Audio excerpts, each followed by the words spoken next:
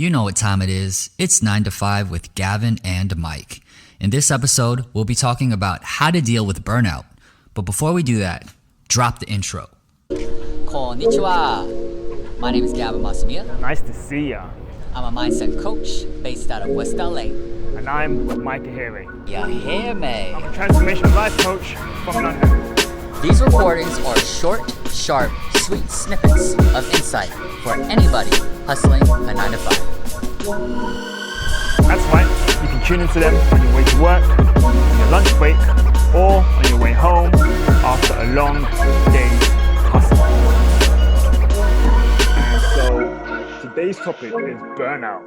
I'm going to be speaking to Gavin and asking him what his views are on burnout. So if you're at work and you're dealing with burnout, this is going to be a great episode to listen to how Gavin has dealt with it in the past and what his thoughts are. So why don't we just get straight into it, Gavin, and why don't you tell me, what is burnout first of all?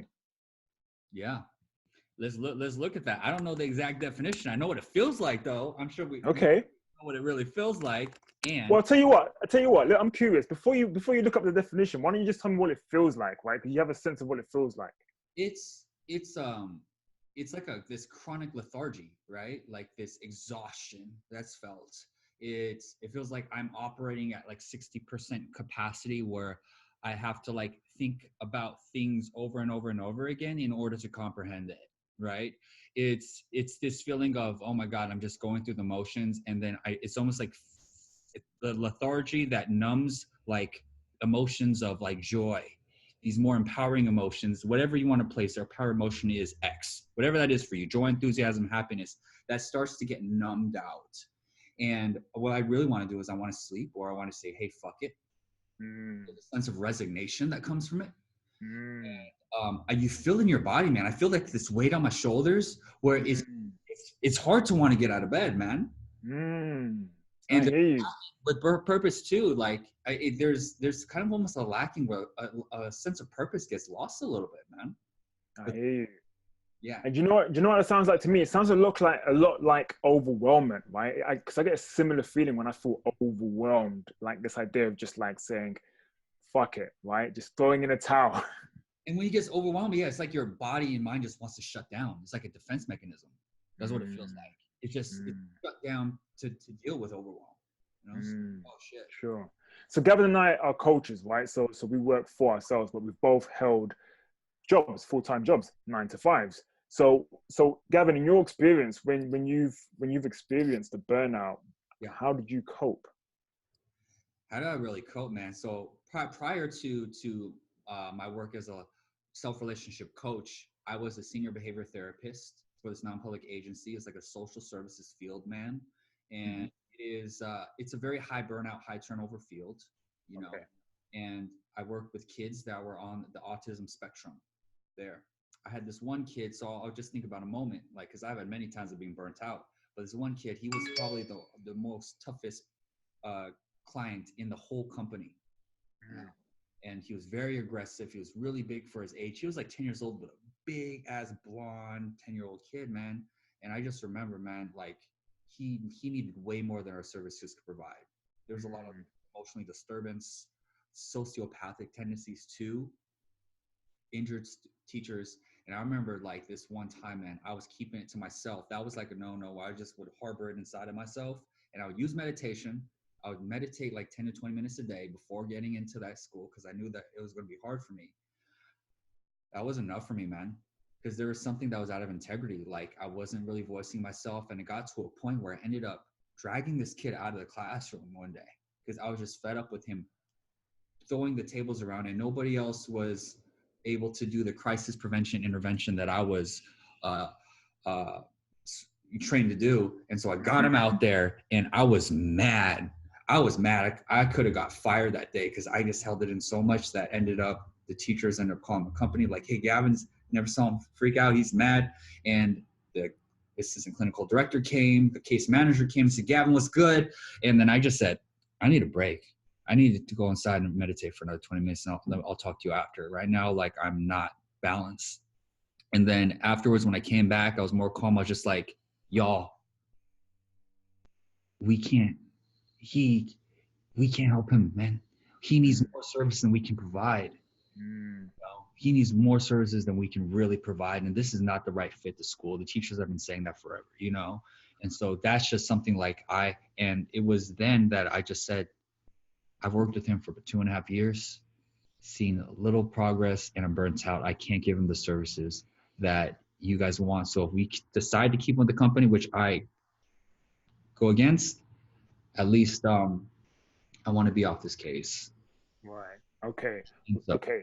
So this is 9 to 5 in 7 minutes. So we've got 2 left. So in that situation, how did you deal with the burnout? Like what did you do, and what could you suggest for people who are going through similar situations and feeling burnout? Like for them, I had a good relationship with them where my outburst and everything was appropriate. They knew that I was one of the best trainers and senior therapists in the company. And so there was a trust that was built. And so being in communication is really important. Professionally in communication, if you're going to talk to people and staff, and because burnout is something that takes place in the work, and to voice when you're getting burnt out. I had a very aggressive way of saying I was burnt out because I held it in. Now, if I did it differently, I would have said, I'm starting to get burnt out, I just want to voice that to you. Then we could be more in communication with each other. They would know really what's going on with me, and maybe particularly think about a different placement, And so that was a big one. Meditation was, even though that wasn't everything that did it, because there was something lacking, that helped tremendously. That has helped tremendously, where I would have definitely happened sooner, man. That, sure. And so say to actually have some type of centering exercise, be in communication with professionalism to your, if you have a manager, or if you are to have people in communication at work to let them know when you are burning out. I love that. Those are really important right there.